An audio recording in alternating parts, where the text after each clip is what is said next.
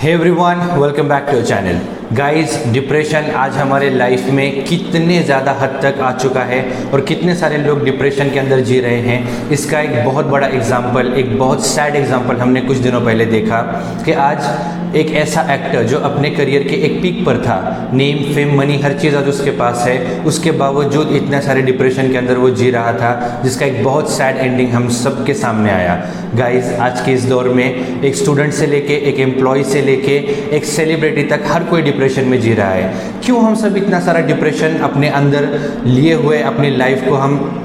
जी रहे हैं? इससे किस तरह से बाहर निकला जा सकता है और कौन से वो फैक्टर्स हैं, कौन से वो चीज़ें हैं जो आपको डिप्रेशन से बाहर निकाल सकते हैं, इसके बारे में आज इस वीडियो में हम डिटेल में डिस्कस करते हैं। तो चलिए गाइस, शुरू करते हैं।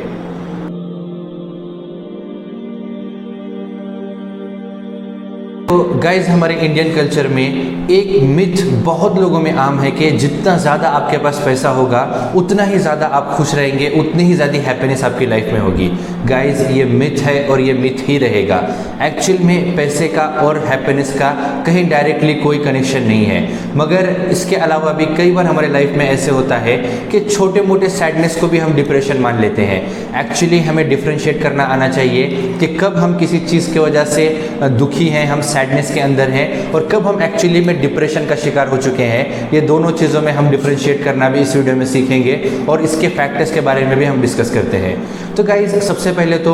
अगर आप सैडनेस के अंदर हो तो 2 से 3 दिन में या हार्डली 1 वीक के अंदर आपकी सैडनेस ये कम हो जाएगी। आप फिर से अपने लाइफ में नॉर्मल बिहेव करना स्टार्ट कर दोगे और अपनी लाइफ आप नॉर्मली जीना स्टार्ट कर दोगे। मगर आप डिप्रेशन का शिकार हो तो 2-3 हफ्ते या इवन 1 महीने के बाद भी आपको आपके लाइफ के नॉर्मल चीज़ों में भी वो इंटरेस्ट नहीं आता दिखेगा जिस तरह से आपको वो चीज़ों में पहले इंटरेस्ट हुआ करता था। गाइज, अगर इस तरह के सिम्टम्स आपके अंदर हैं तो ये एक्चुअल में डिप्रेशन है। और ये डिप्रेशन क्या कोई बीमारी है या सिर्फ आपकी एक मेंटल स्टेट है, इसके बारे में भी बहुत सारे अलग अलग ओपिनियंस हम सुनते हैं। एक्चुअली में ये स्टेट ऑफ माइंड भी है और एक हद तक ये एक तरह से एक बीमारी भी है, क्योंकि इसमें दोनों भी ओपिनियन आते हैं। हम दोनों ओपिनियन को कंसिडर करके हम इसके ऊपर डिस्कस करते हैं। अब ये डिप्रेशन हमारे लाइफ में क्यों आता है? सबसे पहले तो जब हम कोई अपने लाइफ में कोई ड्रीम या कोई गोल सेट करते हैं और किसी वजह से हम उस गोल को, उस ड्रीम को अचीव कर नहीं पाते, तो उस अचीवमेंट को ना मिलने की वजह से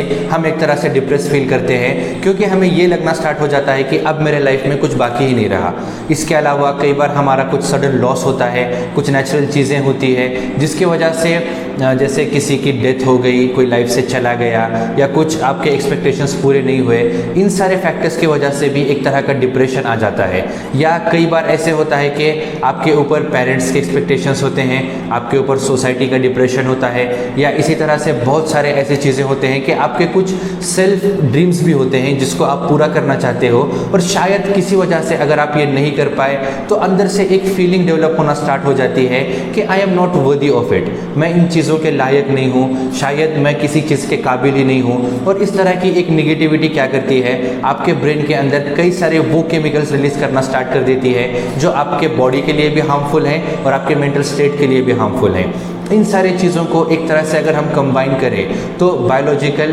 साइकोलॉजिकल और सोशल, ये जो अलग अलग जो फैक्टर्स हैं, इन सारे फैक्टर्स को मिला के एक पर्सन डिप्रेशन के अंदर जाता है। और जब वो इस तरह के स्टेट में एक बार एंटर करता है तो बहुत हार्ड होता है उसके लिए स्टेट से बाहर निकलना। वो जितना भी कोशिश कर ले कि जो कुछ उसके डेली रूटीन के, डेली नॉर्मल चीज़ें हैं, वो कुछ करने में भी अपनी दिलचस्पी वो किस तरह से पैदा करे, एक्टिविटीज़ का भी हार्ड हो जाना, ये इतना मुश्किल हो जाता है कि ऐसे फीलिंग आना स्टार्ट हो जाती है कि अब मेरे लाइफ में कुछ बाकी ही नहीं रहा। और धीरे धीरे अगर ये फीलिंग्स कई महीनों तक अगर इसी तरह से रही तो यही फीलिंग्स बहुत सारे बार सुसाइडल टेंडेंसीज तक डेवलप हो जाती है। और 10 to 12% लोग जो इन फीलिंग से गुजर रहे हैं वो एक्चुअल में सुसाइड भी कमिट कर सकते हैं। तो गाइज, इन फीलिंग्स को वक्त रहते किस तरह से ख़त्म किया जाना चाहिए, इसके अलग अलग वेज हैं, अलग अलग क्योर्स हैं, और उसके अलग अलग जो मेंटल फैक्टर्स हैं कि लाइफ किस तरह से वर्क करती है, ये भी हमें इसके अंदर समझना बहुत ज़रूरी है।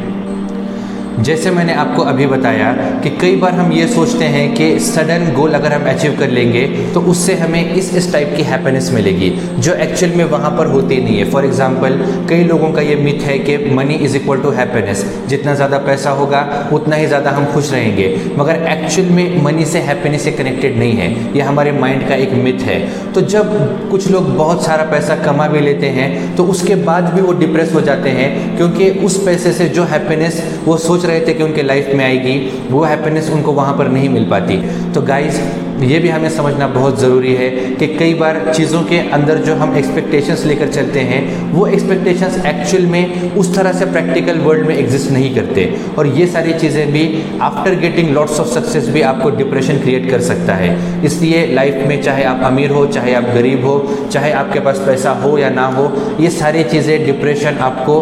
किसी न किसी वे से आपके लाइफ में ला सकते हैं। जब डिप्रेशन क्योर करने की बात आती है तो मैक्सिमम केस में ये बहुत अच्छा एक सॉल्यूशन है कि जब आप अपने प्रॉब्लम्स किसी ऐसे पर्सन से डिस्कस करो जिसके ऊपर आपको फेथ हो। मगर कई बार प्रैक्टिकली ये भी देखा गया है कि लोगों को इससे कई बार डिफरेंट काइंड्स ऑफ प्रॉब्लम्स भी आते हैं, क्योंकि कई लोग आपके प्रॉब्लम्स को समझ नहीं पाते, और इस वजह से आपके डिप्रेशन में कमी नहीं बल्कि और ज़्यादा आपको डिप्रेशन इसलिए फील होना स्टार्ट हो जाता है क्योंकि कोई आपको समझ नहीं रहे हैं। तो गाइस, अगर इन चीज़ों को हमें क्योर करना है तो सबसे पहले आपको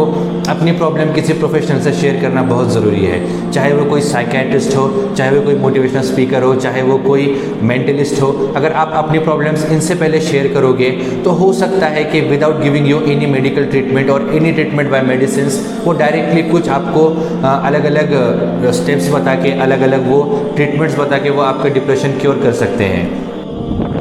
और डिप्रेशन क्योर करने का एक बहुत अच्छा वे ये भी है कि आप कुछ टाइम नेचर के साथ स्पेंड करो, क्योंकि नेचर के अंदर एक नेचुरल पॉजिटिव एनर्जी होती है जो आपके डिप्रेशन को कंप्लीटली खत्म करने के लिए तो नहीं, बट आपको उसको बहुत हद तक कम करने के लिए आपकी मदद करती है। उसके अलावा अगर इसके बावजूद भी आपको आपका डिप्रेशन क्योर नहीं हो रहा, क्योंकि बहुत सारे केसेस में ये होता है कि आपके माइंड में जो अलग अलग केमिकल्स रिलीज़ हो चुके हैं जो रिलीज़ नहीं होना चाहिए थे, उनको कई बार कंट्रोल में लाने के लिए आपको मेडिसिन की ज़रूरत पड़ती है। तो कुछ टाइम के लिए, कुछ पीरियड के लिए अगर आप मेडिसिन के ऊपर भी अगर आपको जाना पड़ता है तो आपको आपके साइकेट्रिस्ट या डॉक्टर से उसका ट्रीटमेंट लेकर वो स्टेप भी अपनानी चाहिए। बट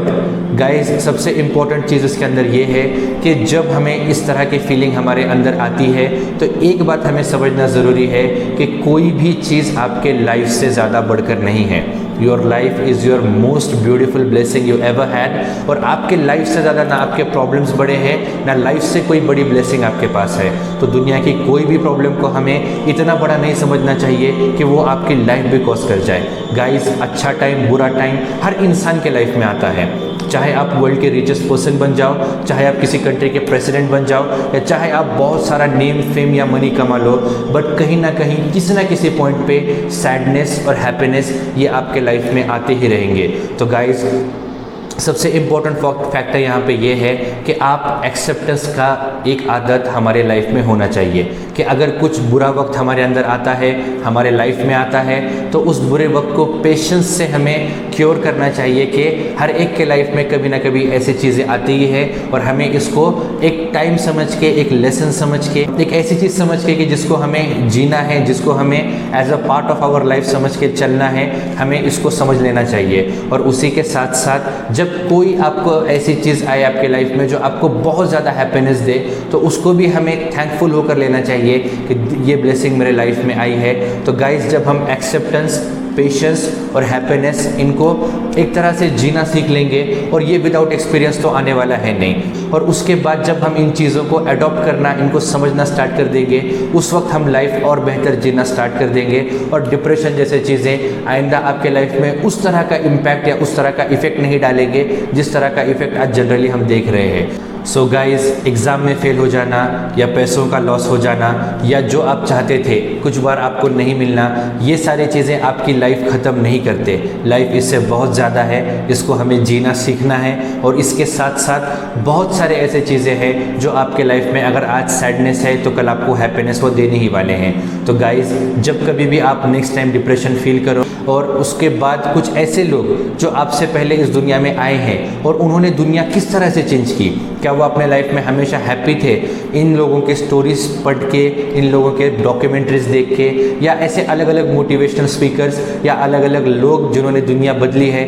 इनके लाइफ के लेसन्स देखना, इनके लाइफ के स्टोरीज सुनना, ये भी बहुत बार बेनिफिशियल होता है। और नेक्स्ट टाइम अगर आपको कभी ऐसा लगे कि लाइफ आपके साथ अनफेयर है, तो उन लोगों की तरफ देखना जो आपसे नीचे हैं, जिनको आप जो आज लाइफ जी रहे हैं। कई लोगों के लिए ये लाइफ जीना भी एक ड्रीम है, एक ड्रीम से बढ़ के है, या उनकी पूरे लाइफ की हैप्पीनेस वो ज़िंदगी हो सकती है जो लाइफ आप ऑलरेडी जी रहे हो। तो गाइज़, नेक्स्ट टाइम जब भी आप डिप्रेशन फील करो, ये बात हमेशा ध्यान में रखना कि आज जो कुछ हुआ है ये सिर्फ आपकी लाइफ यहाँ पे ख़त्म नहीं हो रही। लाइफ इज़ मेनी मोर, बहुत कुछ लाइफ में अभी देखना बाकी है और बहुत सारे हैप्पीनेस आपका वेट कर रहे हैं। गाइज़, जहाँ तक बात है NLP की, तो मैंने बातों बातों में बहुत सारी चीज़ें आपको ऑलरेडी इस वीडियो के अंदर बता दी हैं। इसके भी अलावा आप अगर कुछ विजुअल एक्सरसाइजेस करना चाहते हैं तो यूट्यूब पर या गूगल पर आप सर्च करके अलग अलग पॉजिटिव इम्पैक्ट लाने वाले एक्सरसाइजेस आप देख सकते हो और उनको समझ भी सकते हो, और उसके साथ साथ उनको अपने लाइफ में प्रैक्टिकली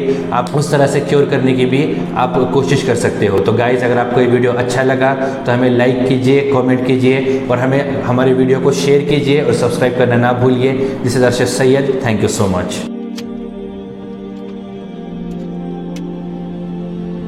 तो नेचर के साथ एक ट्रिप पर हम भी चलते हैं, लेट्स गो।